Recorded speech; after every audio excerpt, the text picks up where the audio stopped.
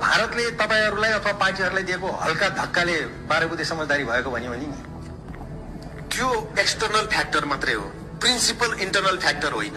कुरा भन्नु त 12 बुँदे समझदारी बनाउने मुख्य फ्याक्टर चाहिँ भित्री नै हो। हामी 7 पार्टी, हामी र ज्ञानेन्द्र भन्ने नै आउँछ। भारतले आँखा चिम्ली दिएको अथवा कुनै न कुनै तरिका गरेर जाउँ त ठिकै छ भनेको त हो, त्यो एटमोस्फियर मात्रै हो भन्ने ठान्छु मैले। त्यो एटमोस्फियर पनि आफ्नो ठाउँमा भूमिका त छ, तर त्यो प्रिन्सिपल हो। दिल्लीको अप्रत्यक्ष प्रोत्साहन बिना 12 बुँदे समझदारी सम्भव थियो वा थिएन? निश्चित रूपमा चाहिँ दिल्लीको त्यहाँ कहीँ न कहीँ उसको आफ्नो इन्ट्रेस्ट होला, त्यो त अलग कुरा भयो। तपाईले हतियार उठाउने निर्णय गरेको उचित थियो वा अनुचित थियो? एकदम उचित थियो भन्नेमा छु। मेरो पूर्ण विश्वासको साथमा तपाईलाई भन्छु, हामीले ठिक टाइममा ठिक ढङ्गले हतियार उठाएको मलाई गर्व छ, कुनै पश्चाताप छैन।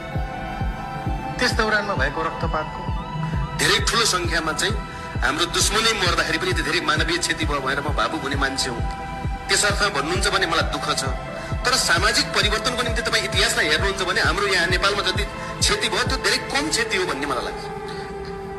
कि राजनीतिमा हतियारको उपस्थिति र प्रयोग के कति हुनुपर्छ, के कति हुनु हुँदैन भन्ने आफ्नो मान्यता छन्। त्यसको विषयमा अहिले लामो डिस्कसन। मैले यति भने कि निश्चित देशकाल परिस्थितिमा अनिवार्य हुन सक्छ हतियार जनताको निम्ति, जनताका आवाजहरूलाई चाहिँ अगाडि ल्याउनको निम्ति, तर सदाको निम्ति हुन्छन् भनेर मैले शाश्वत ढङ्गले भन्न चाहन्छु। हतियारको प्रयोग गर्नुहुन्न भन्ने गान्धीवादी चिन्तन तपाईँ? त्यस्तो ममा छैन। मैले त्यसरी चाहिँ, किनभने भावनाको कुरा गर्नुहुन्छ भने म त्यहाँ हुन सक्छु। हेर्नुहोस्, भावना एउटा हुन्छ नि, आत्मिक कुरा मात्रै गर्नुहुन्छ भने विचारको तहमा, तपाईँको लजिकको तहमा आउँदाखेरि चाहिँ म के ठान्छु भने राज्य भनेको हतियार हो। जसको हातमा जति धेरै हतियार छ त्यसमा त्यति राज्य हुन्छ, जसमा थोरै हतियार छ त्यसमा राज्य हुँदैन।